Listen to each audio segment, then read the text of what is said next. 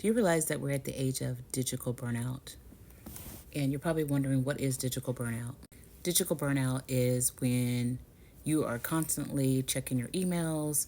Maybe you have 100 apps on your phone.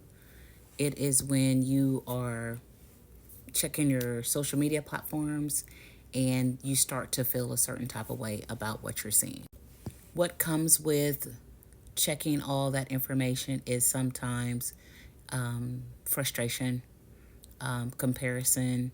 Maybe you're feeling overwhelmed just because of the material that you're receiving, good and bad.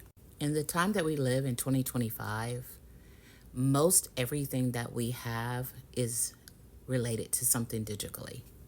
We're usually responding to emails, or we're responding to some type of text, or we're actually talking on a digital device.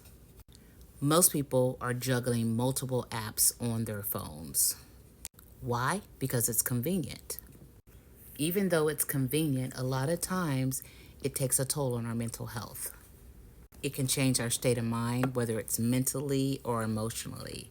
Sometimes we can become physically exhausted just by engaging in the digital world.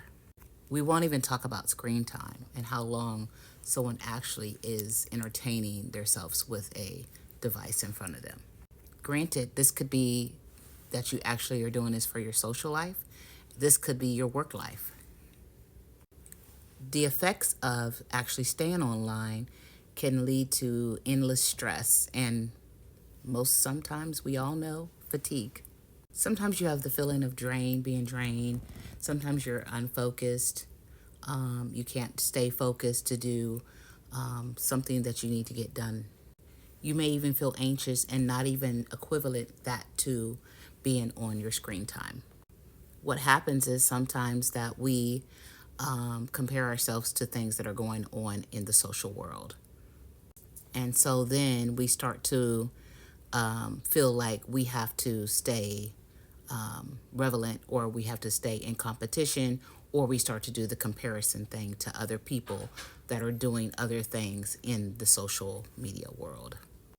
You also may be using social media or some type of social device or the digital device for your work life. And then if you're working remotely, then the disconnect sometimes doesn't happen when it needs to happen because you're always, per se, staying connected. And once again, the FOMO, the fear of missing out on something, and why some people stay so connected and don't want to take a break from the digital